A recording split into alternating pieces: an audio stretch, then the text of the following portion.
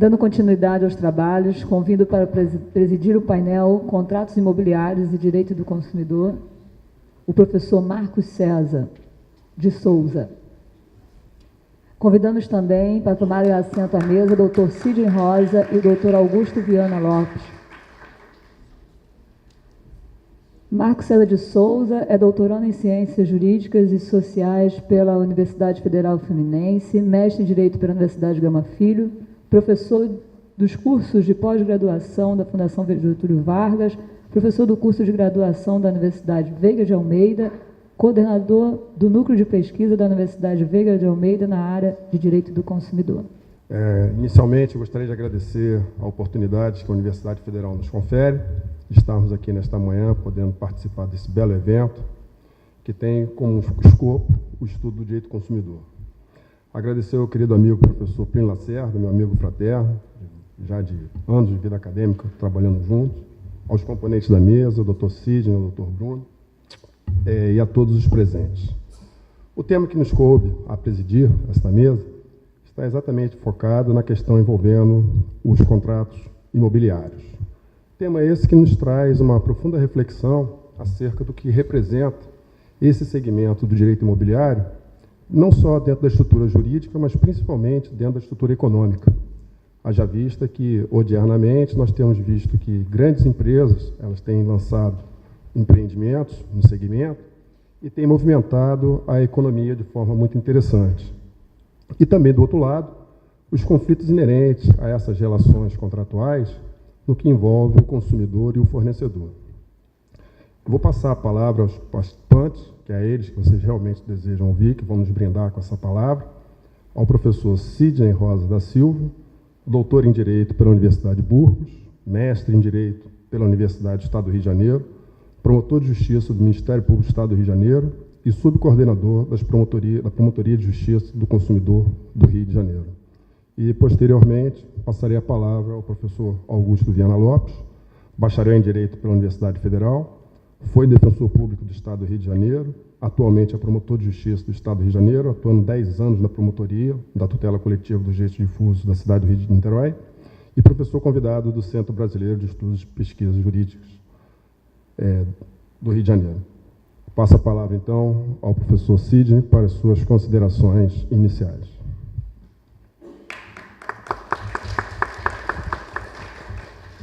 Bom dia a todos.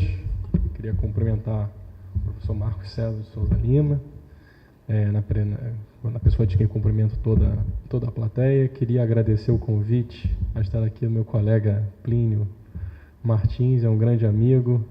O Plínio, assim como o Augusto, são pessoas, são promotores, né, com mais tempo de carreira, bem mais tempo de carreira do que eu, né? O Plínio dá para ver pelos cabelos brancos que é bem mais tempo de carreira.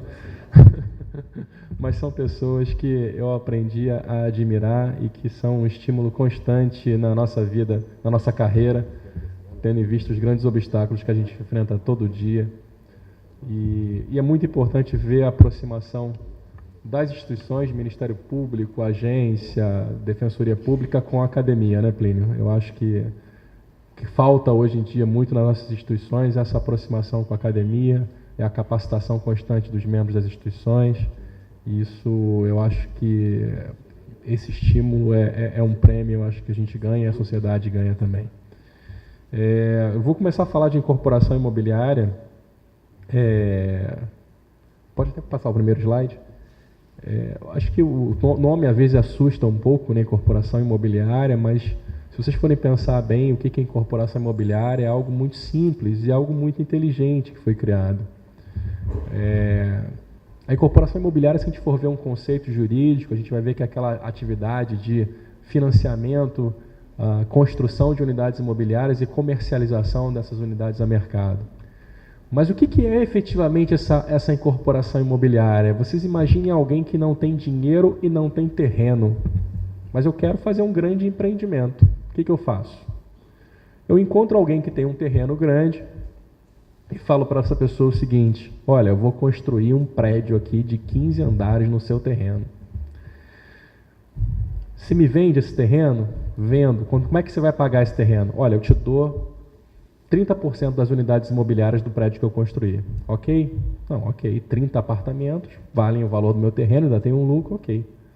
Mas com que dinheiro que eu vou construir? Eu vou lá no banco, peço um dinheiro ao banco para construir esse grande apartamento, mas o banco, como é que ele vai me prestar esse dinheiro? Com que garantia? Não, eu dou em garantia o próprio prédio que eu vou construir. Todas as unidades imobiliárias ali vão ficar em garantia do dinheiro que eu vou pegar financiado ao banco. Ou seja, é um instituto genial. Você consegue fazer, empreender, você consegue construir projetos imobiliários, às vezes com pouquíssimos ou nenhum recurso, né? Você faz uma operação grande com o banco e com o dono do terreno e você acaba construindo aquele grupo de edifícios ou aquele edifício grande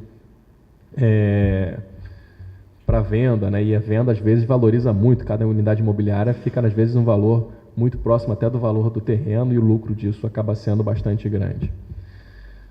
O que se fala hoje em dia, e a grande questão que surge hoje com relação ao mercado imobiliário, pode passar para o próximo slide, é uma concepção de que se um ou alguns desses compradores de unidade imobiliária parar de pagar o prédio, parar de pagar aquele contrato, a construção pararia.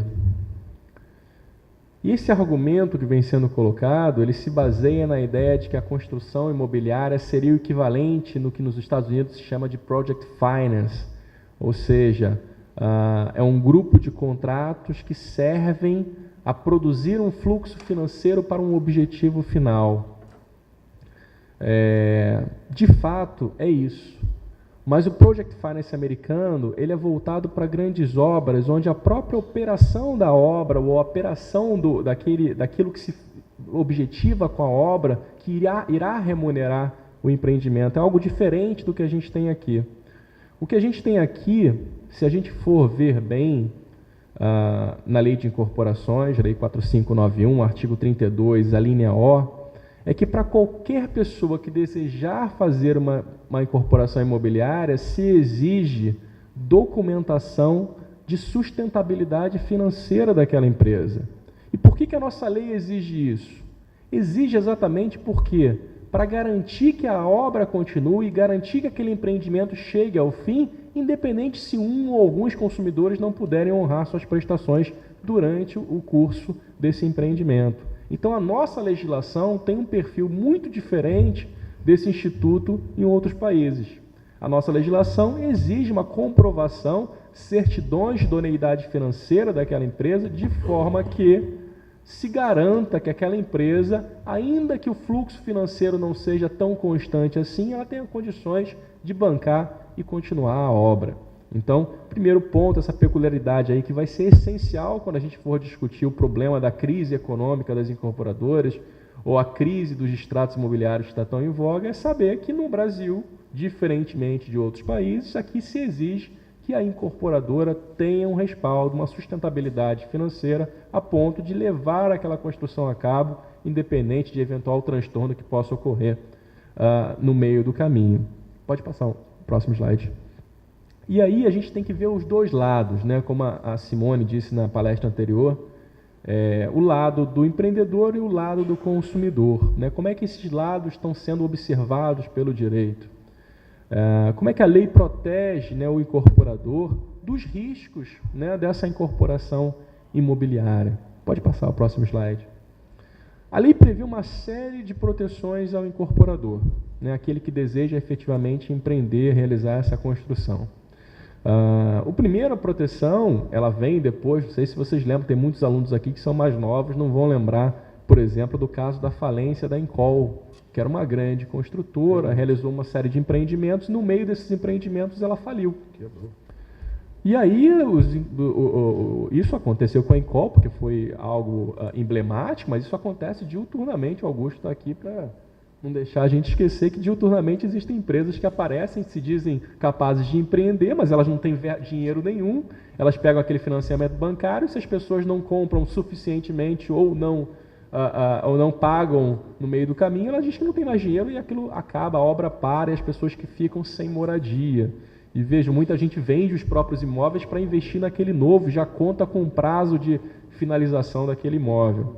Então, a partir da falência da Encol, criou-se na lei de incorporações o chamado patrimônio de afetação. O que é o patrimônio de afetação? É uma ficção, né? Não é mais uma ficção, porque se formalizou isso, mas que todo o fluxo financeiro daquele empreendimento deve ficar restrito à realização do próprio empreendimento. Ou seja, se uma empresa vai à falência, aquele dinheiro que serve de fluxo de pagamento dos compradores não vai ser utilizado para pagar os credores daquela empresa que faliu. Ele vai ficar protegido naquela incorporação. Um outro ponto importante, a irretratabilidade das promessas. O sujeito que faz uma promessa de compra e venda, ele fica obrigado a cumprir com seus pagamentos e, se deixar de cumprir, vai incidir sobre aquilo uma cláusula penal. Né? Também não existe essa irretratabilidade de promessas, o sujeito não fica escravo da incorporadora, não existe mais isso no nosso direito. Irretratabilidade significa que tem uma consequência jurídica pelo descumprimento, nesse caso é a aplicação de uma cláusula penal, que tem suas limitações, que a gente vai ver mais à frente. Uma outra questão que protege o imperador, a própria empenhorabilidade dos créditos das vendas. Muitas vezes, quando você compra um imóvel, né, aquele crédito, aquilo que você vai pagar à incorporadora, já é cedido ao banco para pagar aquele empréstimo que a incorporadora obteve para fazer a construção. Então, o boleto que você recebe já é o pagamento do crédito do banco. Aquele dinheiro já fica com o banco e que vai abatendo naquele valor de financiamento da incorporadora. Um outro ponto, prazo de carência. A lei permite que as incorporadoras determinem um prazo de carência. Aquele prazo de carência é o quê? Se ela não vender um número suficiente, ela pode simplesmente desistir da incorporação. Desistir de continuar aquele empreendimento, que é uma proteção gigantesca. Imagina, você cria um seu negócio, você vende a mercado, anuncia, um monte de gente vem, contrata com você e você depois verifica que o negócio não vai muito bem e você fala, não, olha, prazo de carência, está aqui na lei, eu vou desistir, devolvo o dinheiro de vocês e acaba tudo por aqui. Outra é a não submissão desses créditos fiduciários à falência ou recuperação judicial, também é uma proteção do empreendedor. E aí, diante dessas proteções todas, o que a gente começa a se questionar é aonde fica o consumidor nessa história. E o consumidor lá que vendeu o imóvel que morava, ou que anunciou e já tem alguém com prazo para tomar o imóvel dele, para financiar, porque ele já verificou que a obra acabaria tal dia, como é que fica a situação do consumidor nesse contrato, né? Pode passar. Então, o que a gente precisa nesse momento, eu acho que o seminário é um espaço para isso, é tentar refletir sobre a posição do consumidor frente a esse negócio, que de certa forma é genial, mas é perigoso, da incorporação imobiliária. Pode passar. Primeira discussão que me leva a um certo temor, que volta e meia ela ressurge, é sobre a aplicabilidade do CDC a esses contratos imobiliários. E a discussão é um pouco a discussão que a Simone colocou aqui na primeira mesa. Se a gente já tem uma lei de incorporações imobiliárias, a Lei 4591 de 64, para que a gente precisa do CDC regulando essas relações? Ora, a gente precisa do CDC, porque o CDC ele regula relações de consumo, ele traz princípios gerais, ele traz uma série de regras que se aplicam a toda e qualquer relação de consumo. Ele é uma evolução de toda aquela legislação anterior que regulava relações de consumo. Então, por mais específica que seja uma legislação, como a de incorporações, como a de plano de saúde, não há conflito com qualquer sistema que defenda o consumidor, por ser norma constitucional, a defesa do consumidor. Então, esses dispositivos não podem entrar em conflito. Se entrarem em conflito, obviamente, a opção constitucional é a defesa do consumidor. Então, volta e meia, esses discursos vêm à tona, vêm à tona, mas, a princípio, o que eu vejo é que eles não estão em conflito. Quando entram em conflito, a opção deve ser a proteção do consumidor. Eu vou dar um exemplo. A lei de incorporações, a lei 4591, ela prevê como lícito a cobrança de um negócio chamado taxa de ligação. Vocês sabem o que é taxa de ligação? Taxa de ligação é um valor que é cobrado pela construtora para que seu imóvel tenha conexões de água, esgoto, luz. Como é que eu vou comprar um imóvel que não tenha conexão de esgoto, conexão com energia elétrica? Surreal. Será que isso é possível hoje, na nossa sistemática de defesa do consumidor, eu poder vender um produto que, obviamente, não existe sem essas ligações, mas cobrar também por essas ligações? Será que isso não é abusivo? Então, a evolução, o Código de Defesa do Consumidor traz mecanismos para que a gente possa observar essas relações jurídicas que são reguladas por leis até mais antigas de uma forma mais consentânea com a Constituição. Pode passar. Eu trouxe alguns outros pontos para a gente pontuar rapidamente sobre a evolução da discussão do consumerista sobre contratos imobiliários. Recentemente, os órgãos de defesa do consumidor tiveram uma derrota significativa no STJ, que foi uma discussão com relação à taxa de corretagem. Que discussão era essa? O que a gente queria nessa discussão? Às vezes o sujeito vê anunciando um imóvel lá, cobrando, sei lá, 200 mil um determinado apartamento. Aí você vai, fecha, faz aquela conta, vê se teu orçamento cobre aquilo, vai contratar o imóvel. Chega na hora da contratação, o corretor fala assim, olha, tem que pagar mais 5% de taxa de corretagem. Mas peraí, isso não devia estar no valor? Não é você que está me vendendo o imóvel, não é você que está procurando o comprador, agora além do valor eu tenho que pagar uma taxa de corretagem? Então a gente sempre discutiu que essa taxa tinha que estar no preço. Ela tem que estar embutida já naquele preço que é ofertado ao consumidor. Infelizmente, recentemente, o STJ decidiu em recurso repetitivo, lá no 551951 de São Paulo, que é possível a incorporadora cobrar separado essa taxa de corretagem. E aí a gente não tem muito o que fazer, porque isso vira precedente, né? De acordo com o novo Código de Processo Civil, no artigo 927, vincula, né, os demais órgãos. Então, a atuação nossa agora talvez tenha que ser mais inteligente. Se a gente tem que pagar a taxa de corretagem separado do preço, por que eu não posso levar meu corretor? Será que eu não devo pagar sempre ao corretor da empresa? Será que isso não é uma venda casada? Então, talvez a nossa evolução seja mudar um pouco essa argumentação para tentar coibir, de certa forma, essas práticas. Não, sou obrigado a pagar a taxa de corretagem, tudo bem, mas eu vou pagar para o corretor que me levou ao stand. Não aquele cara do stand que você nem identifica como corretor, porque ele está lá com a blusa da empresa, atrás de uma mesa da empresa que está te vendendo, como se fosse um vendedor só, que você vai buscar, vai procurar, às vezes tem que chamar ele no stand, ô senhor, vem cá, eu quero comprar, você que é corretor.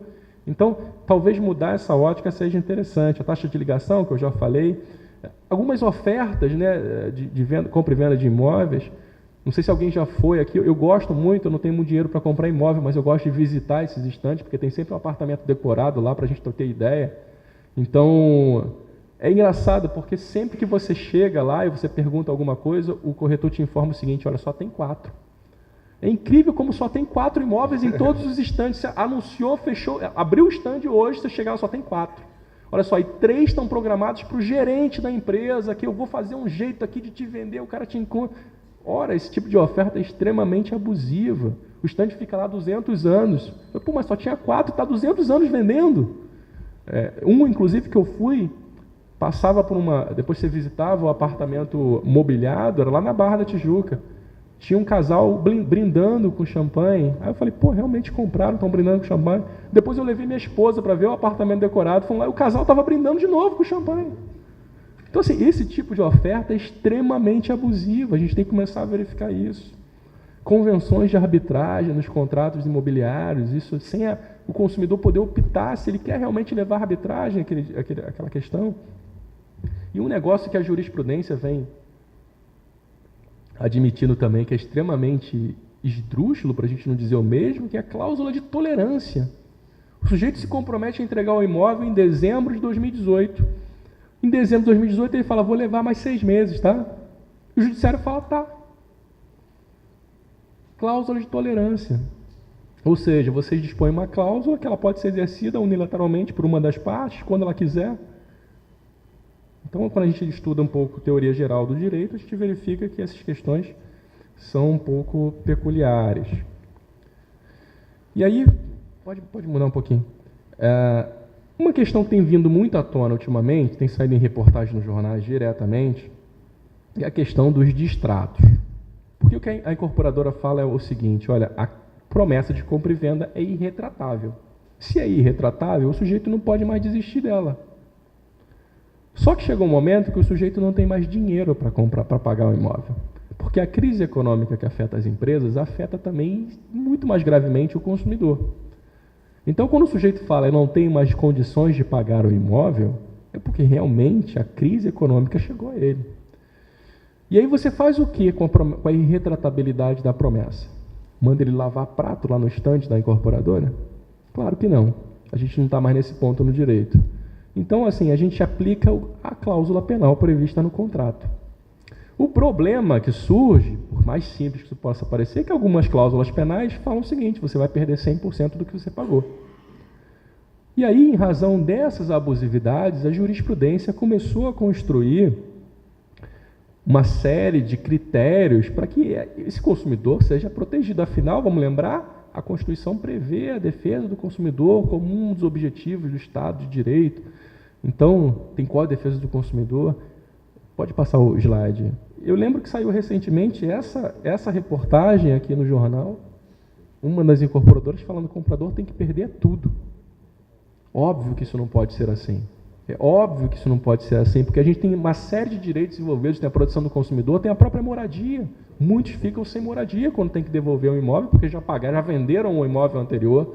Então, o que a jurisprudência fez? Construiu-se no STJ um critério do que seria abusivo. O STJ começou a definir que entre 10% e 25% daquilo que ele pagou é algo que não é abusivo a título de cláusula penal. Faz sentido, ele recebe algum dinheiro de volta do que ele pagou para poder se manter, comprar um outro imóvel, alugar. De alguma forma, ele tem uma certa liberdade. Essa abusividade está ligada, de certa forma, à própria dignidade da pessoa do comprador. Se ele perde tudo no momento de crise, e vejam, a crise que afeta a incorporadora, que também afeta o consumidor, que diminui a capacidade de pagamento dele, ele acaba se tornando um sujeito que vai ter que se mudar para algum lugar, ficar sem moradia, ficar sem possibilidade de alugar um apartamento. Então, qual é o problema a partir daí? O problema, pode passar, pode até passar o próximo slide. Isso. O problema é que hoje em dia surge, e a gente vê no jornal isso, a notícia de uma medida provisória que altera significativamente essas regras do setor. A medida provisória inicialmente previa um texto em que, no caso de distrato, o limite da cláusula penal seria 10% do valor do imóvel. 10% do valor do imóvel pode ser tudo o que ele já pagou. Vejam que a jurisprudência do STJ era até 25% do valor que ele pagou. A medida provisória viria com texto de 10%. Com a atuação dos órgãos de defesa do consumidor, uma mobilização grande que se fez em torno dessa notícia, começou-se a mitigar essa previsão na medida provisória e, de certa forma, ela passou para 50% daquilo que o consumidor pagou. E aí o primeiro questionamento que eu faço mas se o STJ entendeu, com base em dignidade da pessoa humana, proteção do consumidor, que era abusivo acima de 25, como é que posso dizer que uma medida provisória, qualquer texto legislativo, possa dizer que 50 não é? Já se considerou que a partir de 25 você há uma lesão a direito à moradia, direito à dignidade? Me parece um pouco complicado. E pior, a despeito dessa discussão sobre a medida provisória, já existe desde 2015 um projeto de lei visando a regulamentação da matéria. Um projeto do senador Romero Jucá, ele próprio, Romero Jucá, mas que sofreu uma série de alterações, uma série de emendas, que definiu que a sanção penal pelo descumprimento do contrato teria um limite de 10% do valor do imóvel. Então, já existe um debate na casa própria, que é a Casa Legislativa, a gente não pode tolerar uma medida provisória que atropele todo esse processo para levar um patamar de 25% para 50% do valor pago pelo consumidor, um valor extremamente abusivo que vai colocar o consumidor, que já não tem mais capacidade de pagamento, em situação bastante complicada. Então, acho que as grandes discussões hoje sobre mercado imobiliário, sobre o setor imobiliário, são basicamente essas. Eu vou abrir espaço para as discussões agora. Não sei se a gente se abre também para a plateia, mas querer ouvir bastante o doutor Augusto também, que é um especialista nessa questão e vem atuando bastante há anos para regular esse mercado. Muito obrigado. Bom, diante da brilhante exposição feita pelo professor Sidney, passaremos a palavra agora ao professor Augusto para as suas considerações. Bom dia, senhores. Eu ia começar hoje seguindo a linha do Paulo, né? Dizendo que o Plínio ou é amigo ou inimigo, né? Porque ele só me joga em roubada. Boas roubadas, mas só me joga em roubada. Pior ainda é falar depois do Sidney, né? Porque ele praticamente deu uma aula expositiva, vou até querer uma cópia depois, que eu acho que até você mandou esse arquivo, mas fui até procurar aqui no meu celular, não achei mais. E o Sidney é outro, né? É um fanfarrão, ele fala que não tem dinheiro, fica visitando um stand, né? Não entende mercado imobiliário, ou celular, sei lá, não entendi a piada do celular ainda do primeiro bloco, mas... Eu sei que eu vou pedir uma cópia ao Paulo da palestra dele para levar para casa, para mostrar que o direito à intimidade impede qualquer pessoa de ver o celular. De qualquer maneira, assim, nós estamos vivendo uma época em que o direito do consumidor está sendo violentado, né? Inclusive nos tribunais superiores, o que para nós é muito pior.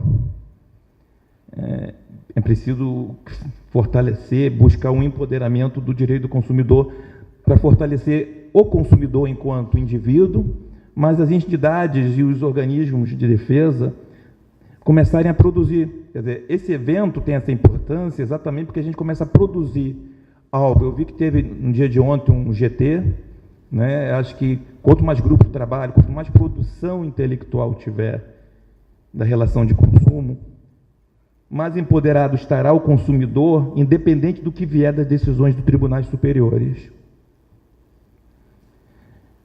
Não tenho muito o que falar, estou enrolando aqui, tentando imaginar o que eu posso falar dentro do que o Sidney já colocou.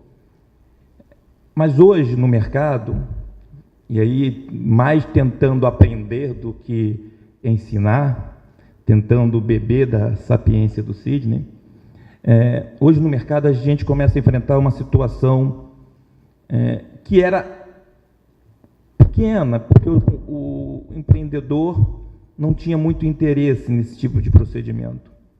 A gente começa a ter a questão da alienação fiduciária e garantia começando a crescer nas unidades já em construção de apartamentos, mas também em unidades de lote. Né? Eu sou uma promotoria que pega Niterói, pega Maricá, áreas que ainda tem muito lote sendo comercializado. E o que a gente encontra nessa situação? Situação de consumidores que recebem a posse do bem, o bem lhe é entregue, né? Naquela linha, nós temos lá 9.540 alguma coisa, alienação fiduciária, nós temos a lei da incorporação, que garante, mas para fugir da lei de incorporação, o mercado começa a se analisar para alienação fiduciária, para exatamente fugir das garantias. Eu já lhe entreguei o bem, já lhe empossei de um bem, e aí constituo uma empresa de crédito, a qual, se você simplesmente não honrar o primeiro, o segundo pagamento, bota em leilão, né? Para quem fazer um parâmetro aqui, a alienação fiduciária é mais conhecida para veículos, né? Então, se você não faz o pagamento, ele tem a liberdade de buscar o bem e botar leilão, e você perde tudo, na verdade, na alienação fiduciária. Você perde todo o dinheiro que você pagou. E aí eu queria ouvir do colega Sidney, né? O que ele acha. Nós trocamos meia figurinha, não planejamos, né? Mas eu falei que tinha uma pergunta mais para aprender do que qualquer coisa. Não sei se ele já parou para pensar sobre isso, mas outro dia a gente estava falando sobre a questão da surpresa, né? Do direito à não surpresa. E eu queria saber o que você me diz aí, o que eu posso fazer nesses casos. O Augusto é um fanfarrão, né? Ele sabe tudo dessa matéria e fica dizendo que aprendeu alguma coisa. Na verdade, eu vou falar igual ao Paulo, a gente devia ter combinado a pergunta, né? Porque eu me planejei para falar de incorporação imobiliária e ele vem com alienação fiduciária, né? Não, eu estou brincando. A alienação talvez seja uma forma das incorporadoras tentarem burlar algumas regras, né? Facilitar, de certa forma, a tomada do imóvel, a aplicação de sanções. E tem uma preocupação grande aí, Augusto, com relação à surpresa, que você falou muito bem. Há uma tentativa de modificação também das regras da alienação fiduciária de imóveis, onde o imóvel seria levado à sanção independente da notificação do consumidor, da comprovação de que o consumidor tenha sido notificado da falta de pagamento. Então, uma das regras que está se tentando aprovar é que, emitida a notificação, ainda que não se tenha comprovação de que o consumidor recebeu, ou seja, chegou na portaria, o porteiro não botou lá na caixa, não chegou no cara, o imóvel poderia ir a leilão sem qualquer tipo de freio com relação a isso. Então, o que eu imagino é que essas regras tentam complicar muito, e quando eu era aluno, assim, tem muitos alunos aqui, eu lembro que eu tinha muita dificuldade com alguns institutos, porque pareciam muito complicados, eram muitas regras. Mas o desafio é você tentar simplificar aquilo na sua cabeça, porque as relações da vida são simples. Ninguém se planeja comprar um imóvel e entrar em milhões de confusões jurídicas. Você imagina comprar um imóvel, pagar o dinheiro e receber o imóvel. Se alguma coisa acontece nesse meio do caminho, é um problema da vida, que também é simples. E cotidianamente você verifica isso. Então o que a gente tem que fazer nesse momento é tentar descomplicar e aplicar o direito segundo as concepções que a gente verifica como regulares, como normais. Então você imaginar que alguém possa ter um imóvel vendido, leiloado, sem que você tenha condição de demonstrar que o pagamento foi feito, sim, isso é algo que extremamente afronta a defesa do consumidor e afronta a própria sensação de cidadã nossa, enquanto consumidores. Então, eu acho que é uma preocupação, sim, você pontuou muito bem, a alienação fiduciária é algo que a gente vai ter que olhar com mais calma e, especialmente, evitar esses aspectos de surpresa ao consumidor nesse leilão ou nessa tentativa de cobrança por um valor supostamente devido.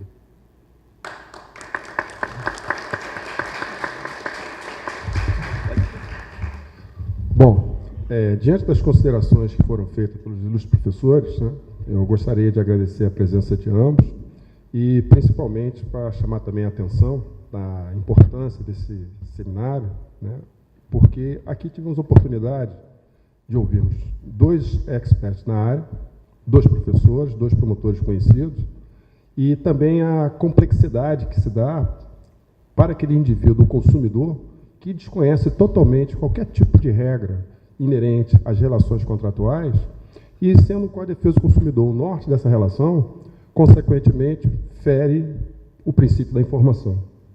Porque as cláusulas contratuais inerentes à questão quanto ao fato do pagamento antecipado do consumidor, eu conversava isso aqui com o doutor Bruno ainda há pouco, dizendo exatamente o seguinte: eu recebi ontem aproximadamente 38 ações para serem distribuídas, no sentido de que já há um movimento dentro dessa questão envolvendo aí os contratos de alienação fiduciária em garantia, aonde se limita, né, a possibilidade do consumidor exercer o seu direito de pagar antecipadamente a dívida a qualquer momento. E já se está estabelecendo cláusulas aonde nós estamos identificando que somente após a 14ª, 15ª, da 23ª parcela é que o consumidor terá o direito de antecipar o seu pagamento. Então, dada a importância do tema, né, isso merece mais um aprofundamento, mais outras discussões futuras, eu gostaria de poder agradecer, inicialmente, aos professores, pela brilhante palestra que proferiram, ao professor Plínio Lacerda, mais uma vez, pela oportunidade de estarmos aqui presentes, e o professor Edson Visa, na condição de coordenador do projeto. Obrigado pela atenção, bom dia para todos. Só um minutinho.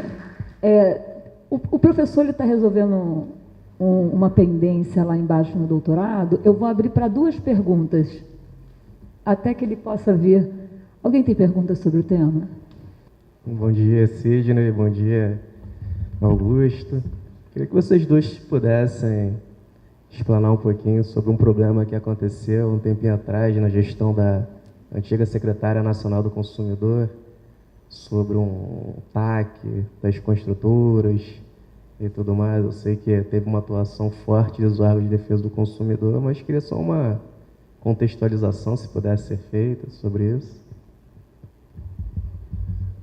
Bom, vou começar falando. O doutor Eduardo tocou num ponto que foi bastante polêmico, que ocorreu no ano passado, meados do ano passado. As construtoras incorporadoras, sob o argumento que estavam em crise econômica, fizeram um acordo com o Tribunal de Justiça, com a Secretaria Nacional do Consumidor, e esse acordo previa a desconstituição de vários direitos do consumidor já consolidados em legislação, em jurisprudência. Vou dar alguns exemplos. Se dizia nesse suposto acordo, né, que já é uma coisa que não entra muito bem na minha cabeça, como é que um tribunal pode fazer um acordo, fato concreto, com uma empresa do setor, mas isso foi feito. A Lei de Ação Civil Pública fala daqueles que são legitimados para fazer termo de ajustamento de conduta. Eu não me lembro de tal tribunal dentre os órgãos públicos ali existentes, até porque o tribunal tem que manter a sua imparcialidade para a decisão dos casos concretos. Mas foi feito esse acordo. Uma das previsões era exatamente essa, que a gente vem combatendo da medida provisória, a previsão de que no distrato o limite passe a ser 10% do valor do imóvel, quando a jurisprudência do STJ já tinha claro pacificado o entendimento que 25% do valor pago era o limite.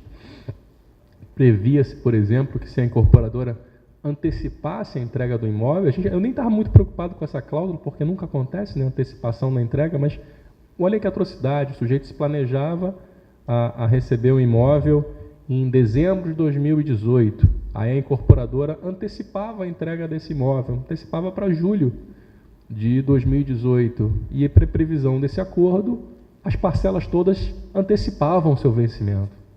Passavam a vencer todas em julho de 2018, o que parece um contrassenso. Existia uma série de outras cláusulas. Então, o que a gente fez à época, né? O Ministério Público não participou disso.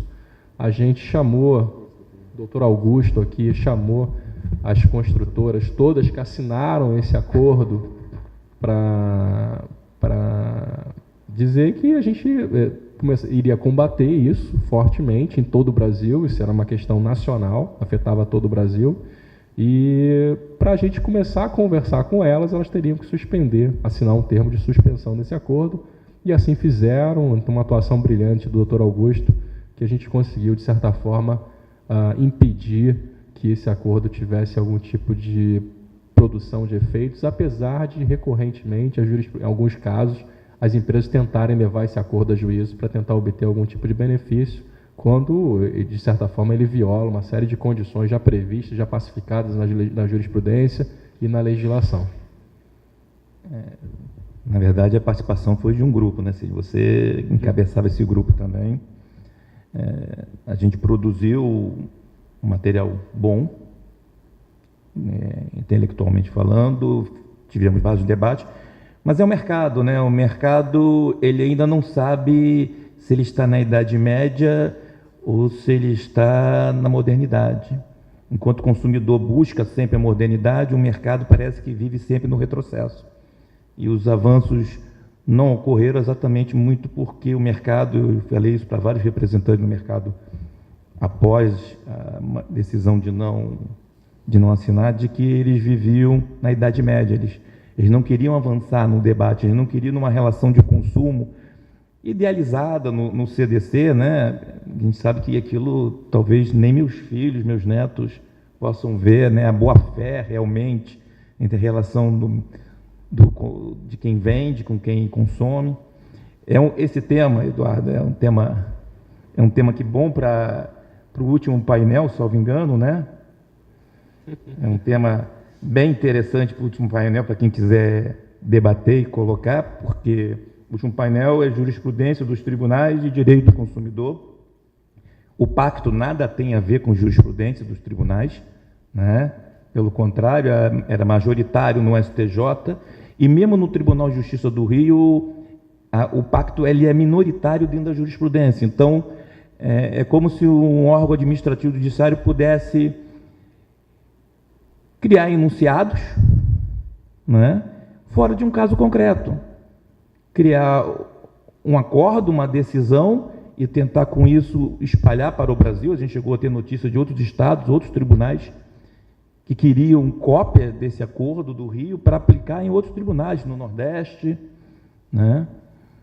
E, graças a Deus, não vou dizer que o pacto foi enterrado, na verdade, acho que ele já nasceu morto, Mas a gente tem muita luta, né? E isso faz parte do empoderamento. O empoderamento do direito do consumidor é exatamente enfrentar ações como essas, fora da discussão jurídica, fora do campo do contraditório, que é feito internamente, mesmo que fosse feito por entidade do consumidor, como a gente até chegou a se propor, e eu já repensei muito isso várias vezes, até que ponto a gente teria essa capacidade de decidir e de fazer um pacto, se isso foge totalmente do que é decidido pelos tribunais.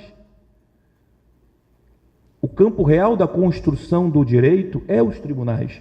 Não é um acordo dentro do palácio, não é um acordo dentro de um tribunal, né? Nem entre entidade de consumidor e tribunais. Podemos ter, sim, construção do direito, né? No Pacto de Consumo, que está lá previsto no CDC, quando você tem associações de consumidores, associações de produtores, ali você pode criar algum direito limitado. E esse tema colocado pelo Eduardo é bom para ser questionado no último, ao desembargador que vai estar, acho que ele tem boas explicações, ele pode explanar melhor sobre o assunto. Espero estar presente para ouvi-lo. Obrigado. Bom, dando encerramento aos trabalhos, eu vou passar a mão do professor Sidney Rosa, o primeiro palestrante, o seu certificado pela presença do nosso inscrito. Obrigado. Ao professor Augusto Viana também, pelo prazer de estar aqui conosco essa manhã. E darei como encerrado, então, aos trabalhos. Só um instantinho aqui do Marcos. Obrigado. Não foi planejado, não.